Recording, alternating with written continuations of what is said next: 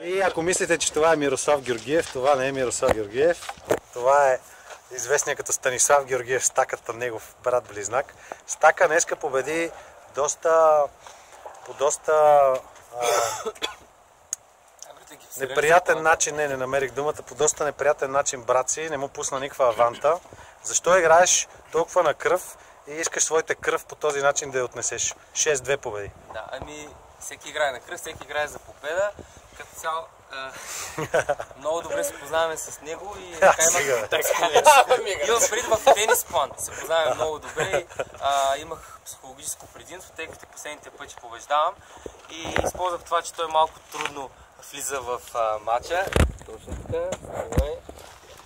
Малко трудно влиза първите няколко геймове в матча и победата не беше толкова лесна, колкото показва резултата, но успях да наделя.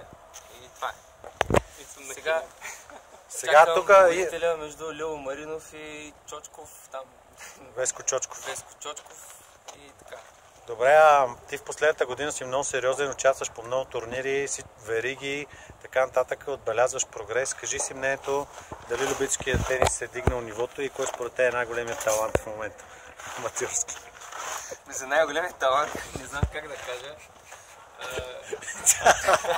Той седи, чака да го кажеш, кажи го.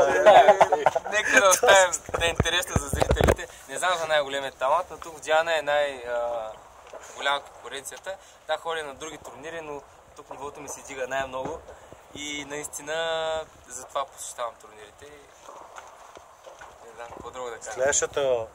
Този сезон, зимата, не смяташ ли, че е много по-важен от летния за надграждане, след което вече лято да можеш да покажеш максимум? Според мен е важно и зимата и лятото да се играе постоянно, турнирни матчове, това калява и психиката и опит дава на всеки един играч, така че постоянно трябва да се тренира. А на тебе лично къде по-ти е приятно да смисъл, къде е повече приляга на играта?